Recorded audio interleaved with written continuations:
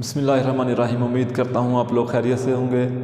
मैं आप लोगों का टीचर गज़नफ़र अली। आज हमारा टॉपिक है द रेन, पार्ट 1 का बुक 3 पोइट्री स्टार्ट की है आज हमने।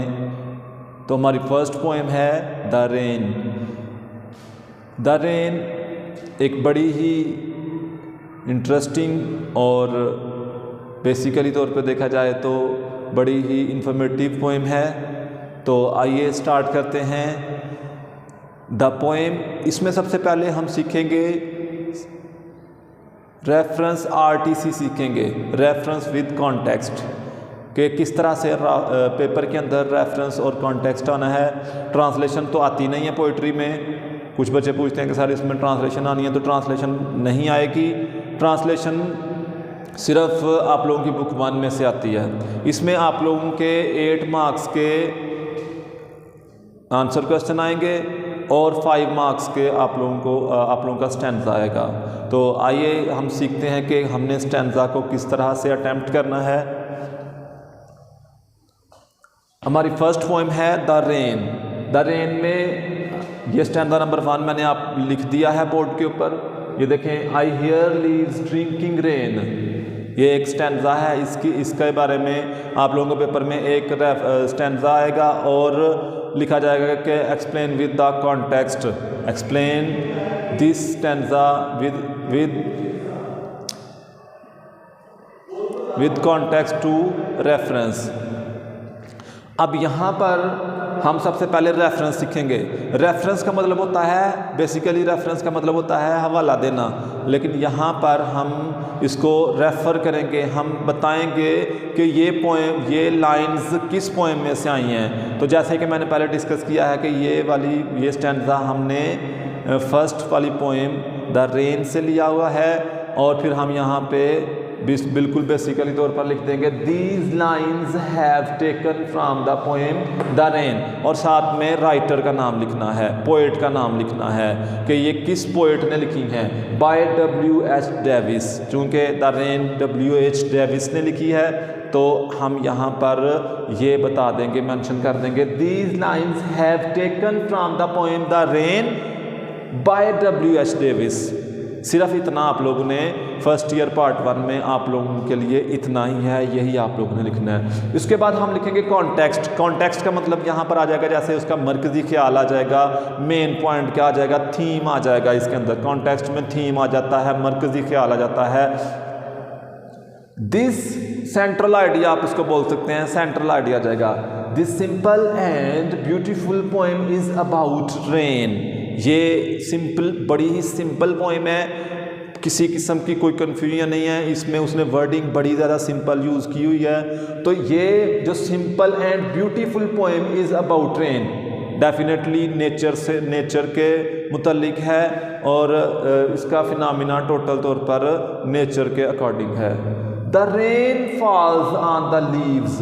अब इसमें कह रहा है कि सबसे पहले पत्तों के साथ इसका कनेक्शन शो कर रहा है कि बारिश जो है वो जब पत्तों पे पड़ती है, the rain falls on the leaves and produces nice music. और कह रहा है बड़ी शानदार, बड़ी उम्दा, बड़ी खूबसूरत, बड़ी दिलकश, बड़ी रंगीन मौसीकी पैदा करती है। अब उस शोर को, जब बारिश पत्तों के ऊपर पड़ती है, तो उस शोर को वो क्या कह रहा है, नाइस म्यूजिक कह रहा है, नाइस म्यूजिक। आफ्टर रेन कह रहा बारिश के बाद, sun shines and makes the sight lovely. कह रहा बारिश के बाद सूरज सामने आता है, सूरज निकल आता है और मेक्स द साइट लवली, और कह रहा है मंजर को बड़ा लवली कर देता है, खूबसूरत कर देता है। तो ये हमारा रेफरेंस हो गया, ये कॉन्टेक्स्ट हो गया।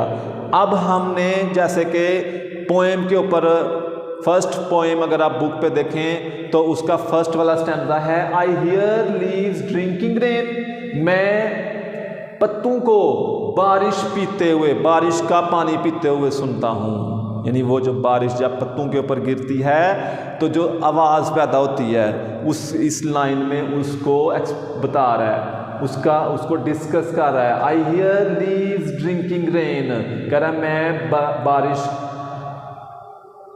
पत्तों को बारिश का पानी पीते हुए सुनता हूँ। I hear rich leaves on top, कह रहा है जो अब ऊपर वाले जो पत्ते हैं जो बिल्कुल टॉप पर होते हैं, बिल्कुल दरख्त के बिल्कुल ऊपर होते हैं, उनको रिच लीव्स कह रहा है। रिच लीव्स कह रहा है मैं रिच लीव्स को जो बिल्कुल टॉप पर होते हैं, giving the poor beneath drop after drop, कह रहा है मैं सुन सकता हूँ, मैं सुन सकता हूँ कि जो रिच लीव्स हैं, जो ऊपर वाले पत्ते हैं, वो पहले जी भर के पानी पी लेते हैं, बारिश का पानी पी लेते हैं और फिर बाद में कतरा कतरा जो है वो नीचे वाले पत्तों को देते हैं। बिलो, बीनीथ, नीचे, ड्रॉप आफ्टर ड्रॉप, यानी कतरा कतरा करके। कह रहा it is a sweet nice to hear, कह रहा ये बड़ी खूबसूरत, बड़ी शानदार, बड़ी स्वीट, स्वीट यहाँ पर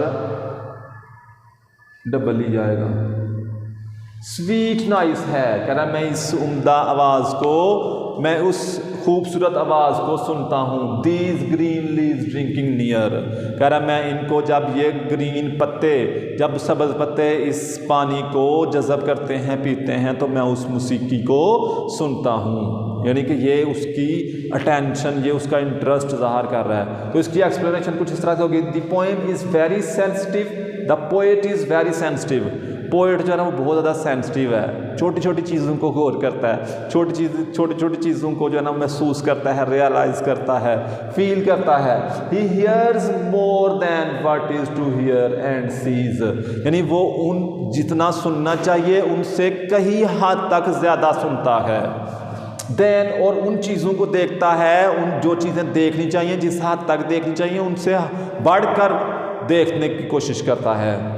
What is to see, the first stanza presents a rain spectacle, पहला स्टैंजा बारिश के मंजर को बयान कर रहा है, बारिश के फिनोमिना को एक्सप्लेन कर रहा है, बारिश के मंजर को शो कर रहा है।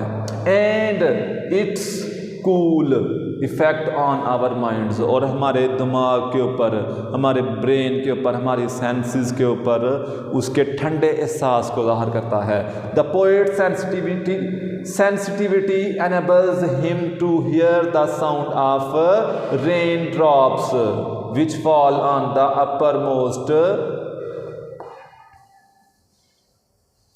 uppermost leaves and lower leaves drop after drop, यानी उसकी सेंसिटिविटी वो अब इतना ज़्यादा हसास है, वो देख सकता है, कह रहा है मैं महसूस कर सकता हूँ कि किस तरह सबसे पहले पानी जो है वो ऊपर रिच लीव्स के ऊपर पड़ता है और उसके बाद कतरा कतरा करके नीचे वाले लीव्स के साथ लीव्स पर आता है। अब यहाँ पर सिंपैथी, टोटल सिंपैथी, शायर की टोटल सिंपैथी नीचे वाले पत्तों के साथ है कि नीचे वाले पत्तों के साथ जो है ना वो ज़्यादती होती है, उनको उतनी मिकदार में पानी नहीं मिलता जितनी मिकदार में मिलना चाहिए। कह रहा है जो ऊपर वाले पत्ते हैं वो उनको रिच लीव से कंपेयर कर रहा है, कह रहा है कि वो रिच लीव्स जो हैं वो ज़्यादा पानी जज़ब कर लेते हैं और जो नीचे वाले पत्ते हैं उनके हिस्से में सिर्फ चंद ड्रॉप्स ही आते हैं।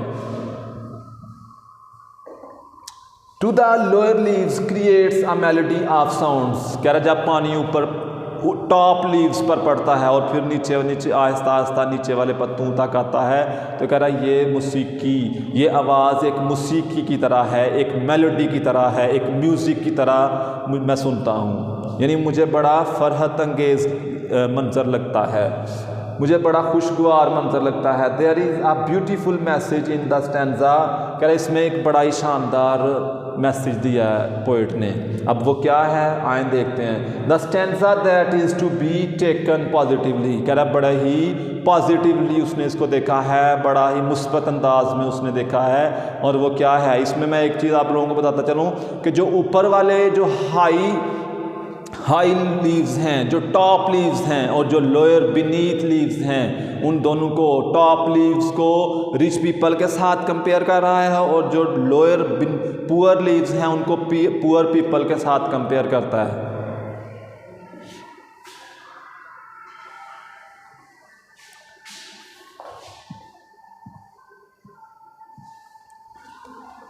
अब यहां पे कह रहा है कि nature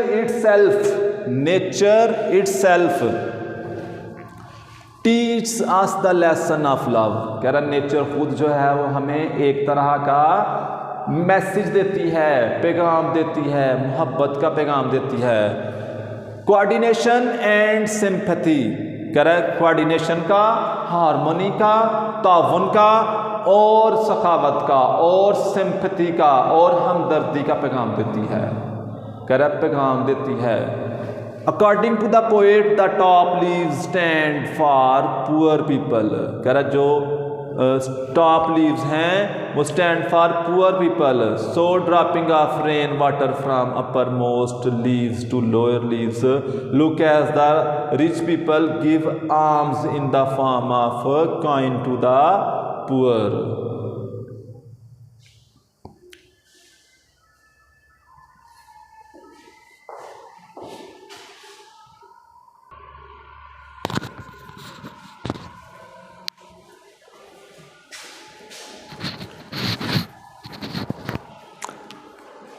nature itself teaches us the lesson of love, कह रहा नेचर खुद हमें सबक देती है, प्यार का सबक देती है, मोहब्बत का सबक देती है।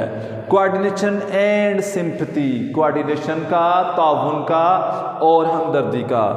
According to the poet the top leaves stand for rich people and the lower leaves stand for the poor people, कह रहा जो ऊपर वाले पत्ते हैं वो अमीर लोगों से उनको तशबीह दे रहा है और जो नीचे वाले पत्ते हैं उनको गरीब लोगों से तशबीह दे रहा है। कह रहा so dropping of rain from upper most leaves to lower leaves look as the rich people give alms in the form of coin to the poor, कह रहा ऐसे लग रहा है जैसे जो ऊपर वाले पत्ते हैं, जो अमीर लोग हैं वो गरीब लोगों को ऐसे सखावत करते हैं जैसे सिक्का सिक्का करके, खुद तो जो हैं वो ढेरों के हिसाब से मनी को इकट्ठा करते हैं, पैसे को इकट्ठा करते हैं, लेकिन जब सखावत का वक्त आता है तो लोगों को सिर्फ एक एक सिक्का करके जो है वो सखावत करते हैं। यानी यहाँ पर ये गरीब लोगों के बारे में कहा जा रहा है कि अमीर लोग जो हैं उनके हिस्से में ज़्यादा माल असबाब आता है, लेकिन गरीब बेचारे जो हैं उनके लिए जो बचा खुचा माल रह जाता है वो उनके हिस्से में आता है। अब जो ज़्यादा पानी है वो तो दरख्त ने, जो ऊपर वाले टॉप लीव्स हैं उन्होंने जज़ब कर लिया, लेकिन जो बचा खुचा थोड़ा बहुत पानी बचता है वो नीचे वाले बीनीथ जो लीव्स हैं उनके हिस्से में आता है। उम्मीद करता हूँ आप लोगों को समझ आ गई होगी। ओके, ये तो था हमारा पोएम का reference with context and explanation, और इस तरह से आज का हमारा टॉपिक जो है वो ख़त्म हुआ। बाकी इंशाल्लाह नेक्स्ट टाइम। अल्लाह हाफिज़।